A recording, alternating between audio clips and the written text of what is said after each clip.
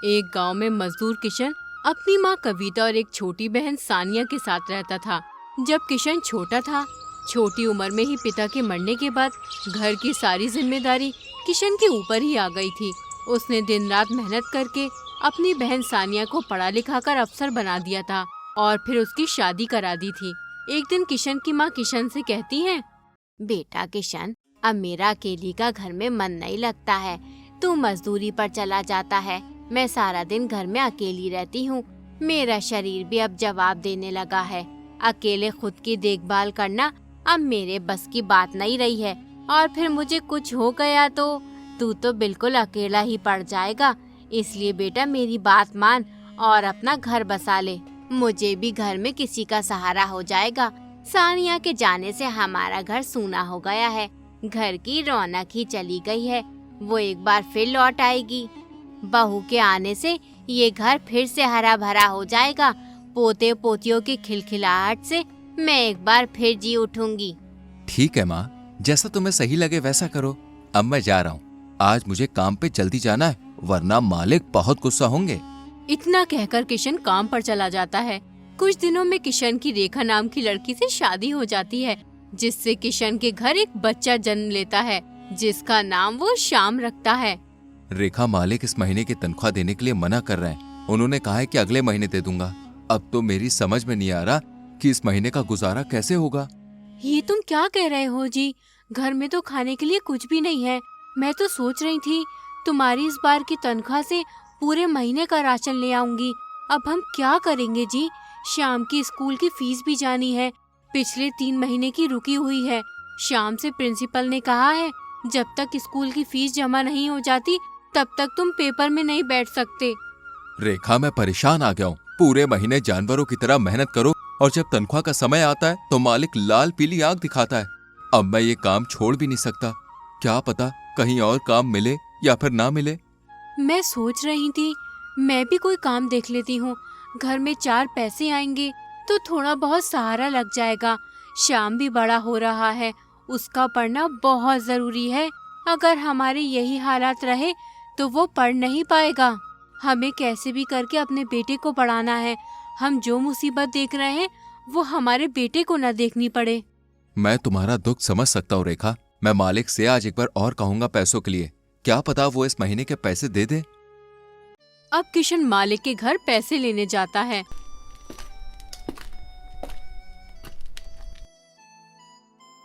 मालिक, घर में कुछ भी राशन नहीं है और न ही शाम की स्कूल की फीस जमा है। मुझे पैसों की सख्त जरूरत है, तो मुझे मेरे इस महीने की तनख्वाह के पैसे दे दो।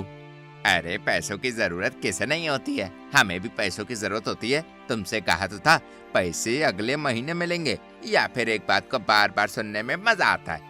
अरे तुम काम पे ध्यान दो, पैसों पर नहीं। पैसे तो मिल ही जाएंगे, कोई भागे थोड़ी ना जा रहे हैं।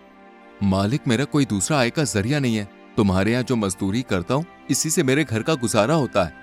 अरे तो इसमें मैं क्या करूँ?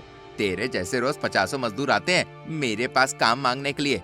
अब तू यहाँ से जा और कल जल्दी काम पे आ जाना। खेतों में पानी लगना है, वरना फसल मर जाएगी। बेचारा किशन उदास होकर अपने घर चला जाता है।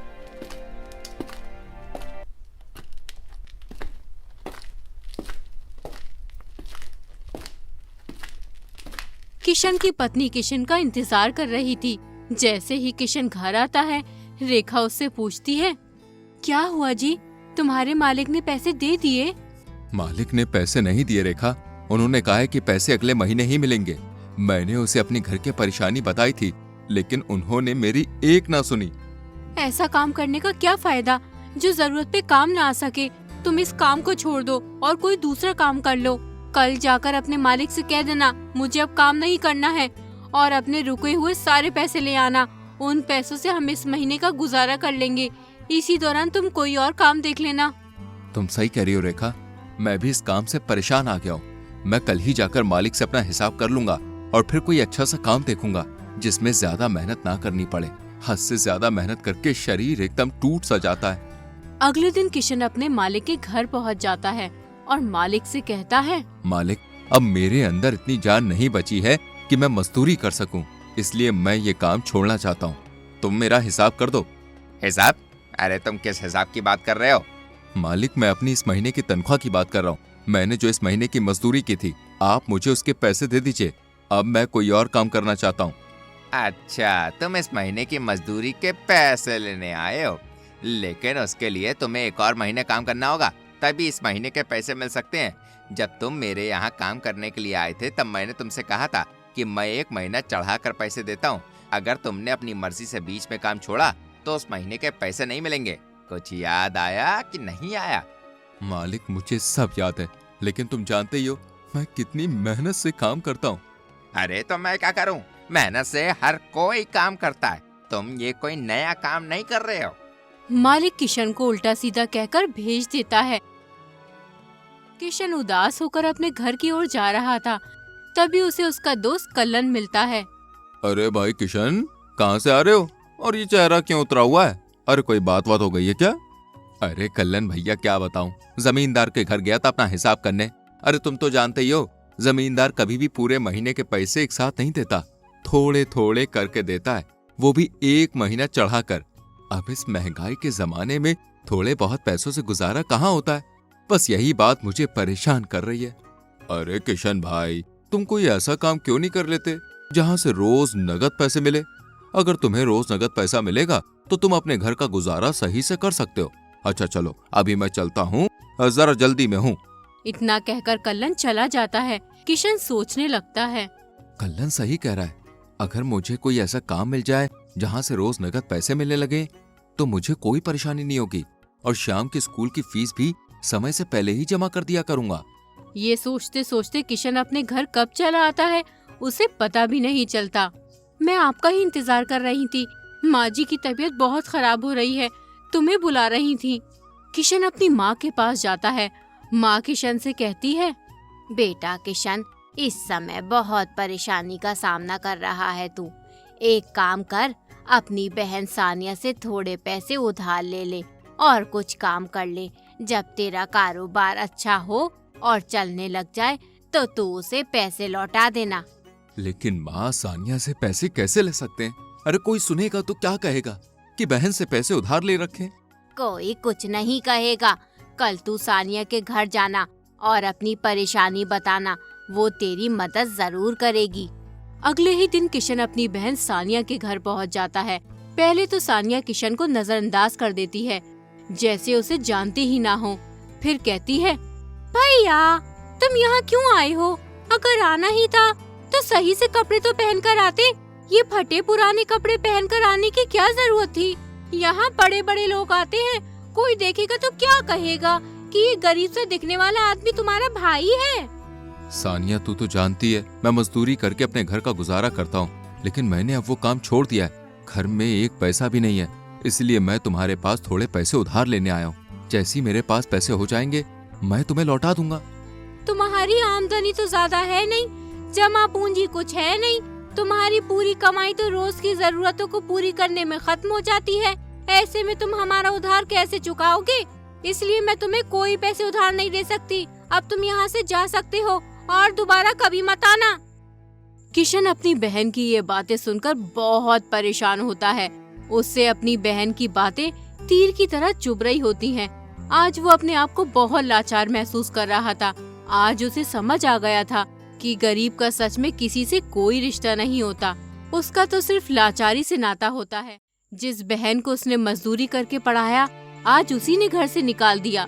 ये सोचते सोचते किशन बियाबान जंगल में पहुंच जाता है। जंगल में दूर दूर तक कुछ नजर नहीं आ रहा था। धीरे धीरे दिन ढल रहा था। तभी किशन को एक घर दिखाई देता है। किशन जल्दी से घर की ओर जाता है। अरे कोई है, मुझे मदद की जरूरत है। तभी अंदर से एक लड़की आती है। किशन उससे कहता है, दरअसल मैं रास्ता भटक गया हूँ। मुझे जाना तो कहीं और था, लेकिन पता नहीं इस जंगल में कैसे फंस गया। अगर तुम मुझे रास्ता बता दो तो तुम्हारी बड़ी मेहरबानी होगी। मेरे बीवी बच्चे मेरी राह देख रहे होंगे। अजनबी तुम परेशान मत हो, मैं तुम्हें रास्ता बता दूंगी, लेकिन रास्ता बहुत दूर है। वहाँ पहुँचने में रात हो जाएगी और इस जंगल में जंगली जानवरों का बहुत खतरा है। तुम चाहो तो रात यहीं मेरे घर में गुजार सकते हो और सवेरे निकल जाना, मैं तुम्हें रास्ता बता दूंगी। किशन सोचता है, इस बियाबा जंगल में ये अकेली लड़की कैसे रहती होगी? कहीं ये कोई जादूगरनी तो नहीं? मुझे यहाँ रुकना चाहिए कि नहीं? लेकिन अब रात में घर भी तो नहीं जा सकता। अब मुझे क्या करना चाहिए? हाँ, ऐसा करता हूँ, इसी के घर रुक जाता हूँ, वरना रात में जंगली जानवर मुझे जिंदा नहीं छोड़ेंगे। अरे जो होगा देखा जाएगा। हे ईश्वर, मेरी रक्षा करना। क्या हुआ अजनबी? कुछ नहीं, अपने बीवी बच्चे के बारे में सोच रहा था मैं। इतना मत सोचो, अंदर आ जाओ। किशन अंदर चला जाता है। लड़की किशन को दूध लाकर देती है और कहती है, मेरे पिताजी कहा करते थे कि घर आए मेहमान को सबसे अच्छी चीज देनी चाहिए और हमारे यहाँ सबसे अच्छा दूध माना जाता है, इसलिए मैं तुम्हारे लिए ताज़ा दूध लाई हूँ। वैसे तुम क्या काम करते हो? मैं मजदूरी करता हूँ। मेरा मालिक कभी समय पे पैसे ही नहीं देता। मुझे कुछ पैसों की जरूरत थी, इसलिए अपनी बहन से उधार लेने के लिए आया था। किशन अपनी सारी बात लड़की को बताता है और फिर कहता है, तुम इतने बड़े जंगल में अकेली रहती हो, तुम्हें डर नहीं लगता यहाँ पर अकेले रहते हुए? डर कहाँ नहीं, वैसे डर की बात कुछ यहाँ नहीं है। मैं यहाँ अकेली ही रहती हूँ। दरअसल मैं इंसान नहीं बल्कि एक परी हूँ और ये कोई साधारण जंगल नहीं है बल्कि जादुई जंगल है। ये जंगल केवल उसी को दिखाई देता है जो ईमानदार और नेक दिल इंसान हो। फिर वो लड़की अपने असली रूप में आ जाती है और किशन को बहुत सारे सोने की अशर्फियाँ देती है। इस सोने की अशर्फियों से तुम्हारी गरीबी दूर हो जाएगी। तुम इन अशर्फियों से गरीब, लाचार और बीमारों की भी मदद करना। किशन सोने की अशर्फियाँ लेकर अपने घर आ जाता है। रेखा किशन को देखकर बहुत खुश होती है। तभी किशन की माँ भी वहाँ आ जाती है। बेटा, आ गया तू। सानिया कैसी है? तुम्हें उसने पैसे दे दिए? माँ, सानिया ठीक है। उसने मुझे पैसे उधार नहीं दिए। वो कह रही थी कि तुम गरीब हो, मेरे पैसे कैसे चुकाओगे। उसने कहा कि अब कभी दोबारा मेरे घर मत आना। मेरे घर बड़े बड़े लोग आते हैं, कोई देखेगा तो क्या कहेगा कि ये गरीब तुम्हारा भाई है। ये तू क्या कह रहा है बेटा? सानिया इतनी बदल चुकी है, उससे ये कहते हुए शर्म भी नहीं आई। तूने उसे पढ़ा लिखा कर उसकी शादी की थी, आज उसने तुझे गरीब बताकर घर से निकाल दिया। किशन रास्ते में हुई सारी बात अपनी माँ और रेखा को बताता है कि उसे बहुत सारी सोने की अशर्फियाँ मिली हैं। ये बात सुनकर किशन की माँ कहती है, बेटा, जिसकी मदद कोई नहीं करता उसकी मदद ईश्वर करता है। उसी ने तेरी गरीबी देकर ये दौलत दी है। तू इसका इस्तेमाल सोच समझ कर करना। माँ, मैं इन अशर्फियों से जमीन लूंगा और उस पर खेती करूंगा और बची हुई अशर्फियाँ गरीबों में बांट दूंगा। थोड़े ही दिन के बाद किशन 10 बीघा जमीन लेता है और उस पर खेती करता है। किशन की फसल बहुत अच्छी होती है। अब तो वो अपने परिवार के साथ हंसी खुशी रहता है।